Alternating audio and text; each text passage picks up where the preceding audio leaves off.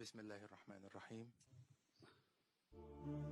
I always pictured that one day I would be speaking at this summit, and I always promised myself that whenever I got this opportunity, I would raise the first and foremost, the most important question about whenever in the Western countries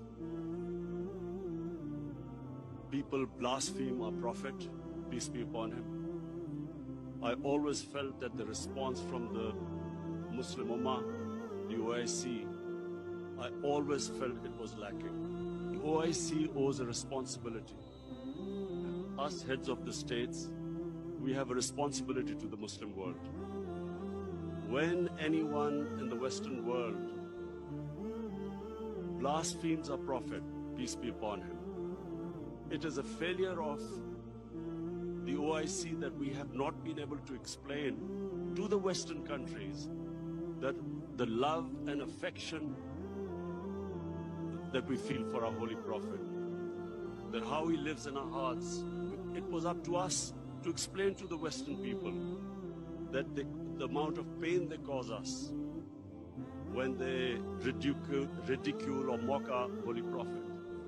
We must, in the forums like the United Nations, forums like the European Union, we must explain to them that they cannot hurt the sentiment of 1.3 billion people under the garb of freedom of expression.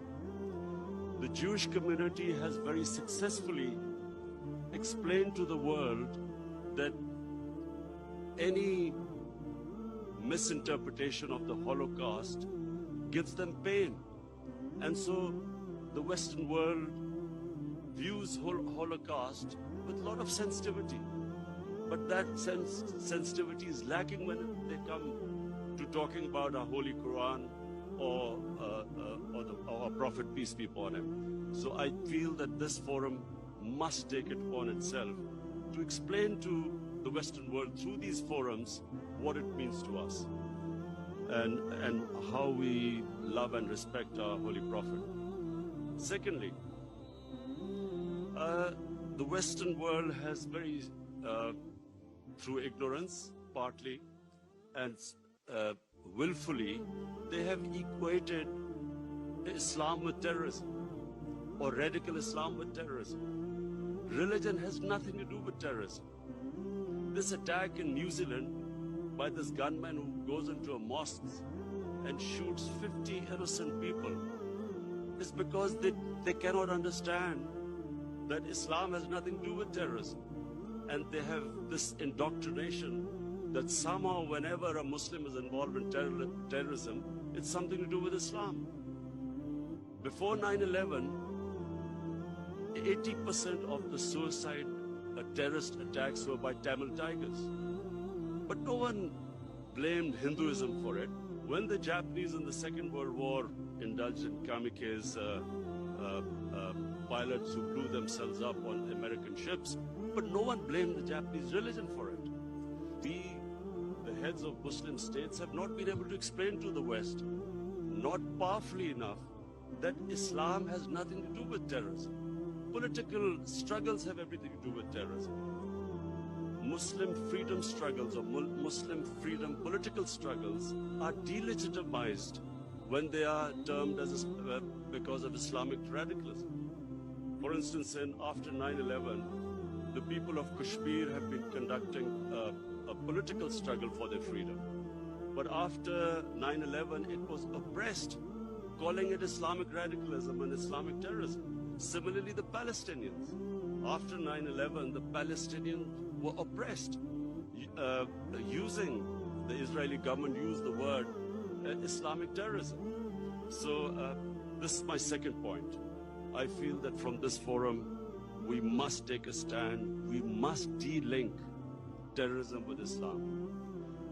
Finally, Mr. Chairman, I would like to say that this is 50 years of OIC, and we all must again reiterate that how this organization came was because of the Palestinians being deprived of their homes, their rights. the human rights, the democratic rights. And so we reiterate again that there is no solution but a two-state solution in Palestine. East Jerusalem must become the capital of for the Palestinian people. And the Golan Heights must be returned as the 1967 borders, which all the international conventions, the United Nations resolutions say so. Similarly, I feel that in Kashmir, the people of Kashmir again have not been given their right to self-determination, as was guaranteed by the world community in 1948 through a UN resolution. The people of Kashmir recently have suffered a lot of oppression, and I do feel that us as a body, the OIC, must stand with the oppression that is going on in the Muslim world. I finally want to thank again King Salman bin Abdulaziz Al Saud for his great hospitality. I especially want to thank we had the great opportunity to go into to visit the Rawza Rasul in Medina yesterday, and from me and my delegation, we want to say that it gave us the greatest happiness and pleasure to be able to visit the mosque. Thank you very much.